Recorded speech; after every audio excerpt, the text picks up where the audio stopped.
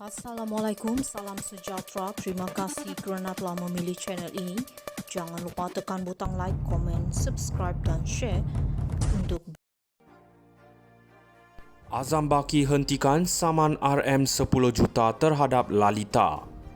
Kuala Lumpur, Ketua Pesuruhjaya Suruhanjaya Pencegahan Rasuah Malaysia SPRM, Tan Sri Azam Baki memberhentikan saman yang dikemukakan beliau terhadap whistleblower penyelidik kanan Pusat Memerangi Kronisme dan Korupsi C4, K. Lalita. Tuntutan saman fitnah itu adalah berhubung penerbitan artikel Business Ties Among MACC Leadership. How Deep Does It Go? Berkaitan pembelian saham yang disiarkan portal agensi berita Independent News Service INS. Berdasarkan notis pemberhentian tarikh 11 Jun lalu, Azam memberhentikan tindakan saman berkenaan yang difailkan pada 12 Januari 2022 atas dasar tanpa prejudis dan tanpa pengakuan kedua-dua pihak. Menurut notis itu, pemberhentian saman itu juga dibuat tanpa kebebasan memfailkan semula dan tanpa perintah terhadap kod. Notis terbabit difailkan peguam cara Azam daripada firma guaman tentuan Zain Megat dan Murad dan ditandatangani secara bersama oleh peguam Lalita daripada firma guaman tentuan Khairuddin, Ngiam dan Tan. Pada pengurusan kes saman itu di Mahkamah Tinggi hari ini, Hakim Datuk Akhtar Tahir melapangkan tarikh perbicaraan yang dijadualkan bermula pada 9 Julai ini. Azam Baki mendakwa Lalita selaku defendant turut berkongsi pautan artikel di laman Twitternya atas nama Lalita Velvet untuk disebarkan kepada umum dan pautan kepada kedua-dua artikel masih boleh diakses sehingga kini. Dakwa Azam tajuk artikel itu adalah sensasi, bersifat skandal dan menjengkelkan kerana ia dikarang dan diterbitkan semula dengan niat jahat.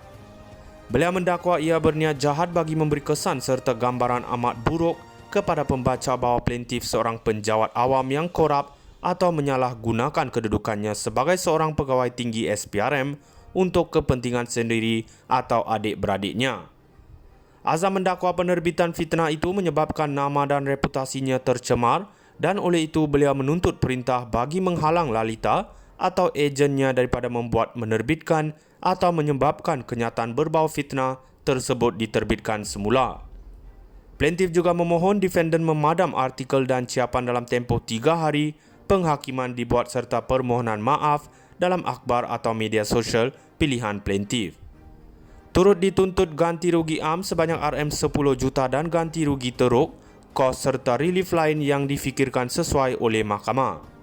Sementara itu, Lalita menerusi pernyataan pembelaan difailkan pada 3 Februari tahun lalu mendakwa kandungan artikel dan ciapannya membabitkan Azam diperoleh daripada sumber yang sah. Azam Baki hentikan saman RM10 juta terhadap Lalita. Kuala Lumpur, Ketua Pesuruhjaya Suruhanjaya Pencegahan Rasuah Malaysia SPRM, Tan Sri Azam Baki memberhentikan saman yang dikemukakan beliau terhadap whistleblower penyelidik kanan Pusat Memerangi Kronisme dan Korupsi C4, K. Lalita.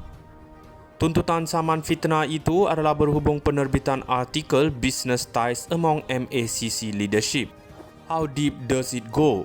Berkaitan pembelian saham yang disiarkan portal agensi berita Independent News Service INS. Berdasarkan notis pemberhentian tarikh 11 Jun lalu, Azam memberhentikan tindakan saman berkenaan yang difailkan pada 12 Januari 2022 atas dasar tanpa prejudis dan tanpa pengakuan kedua-dua pihak. Menurut notis itu, pemberhentian saman itu juga dibuat tanpa kebebasan memfailkan semula dan tanpa perintah terhadap kod. Notis terbabit difailkan peguam cara Azam daripada firma guaman tentuan Zain Megat dan Murad dan ditandatangani secara bersama oleh peguam Lalita daripada firma guaman tentuan Khairuddin, Ngiam dan Tan. Pada pengurusan kes saman itu di Mahkamah Tinggi hari ini, Hakim Datuk Akhtar Tahir melapangkan tarikh perbicaraan yang dijadualkan bermula pada 9 Julai ini. Azam Baki mendakwa Lalita selaku defendant turut berkongsi pautan artikel di laman Twitternya atas nama Lalita Velvet untuk disebarkan kepada umum dan pautan kepada kedua-dua artikel masih boleh diakses sehingga kini. Dakwa Azam tajuk artikel itu adalah sensasi, bersifat skandal dan menjengkelkan kerana ia dikarang dan diterbitkan semula dengan niat jahat. Beliau mendakwa ia berniat jahat bagi memberi kesan serta gambaran amat buruk kepada pembaca bahawa plaintiff seorang penjawat awam yang korup atau menyalahgunakan kedudukannya sebagai seorang pegawai tinggi SPRM untuk kepentingan sendiri atau adik-beradiknya.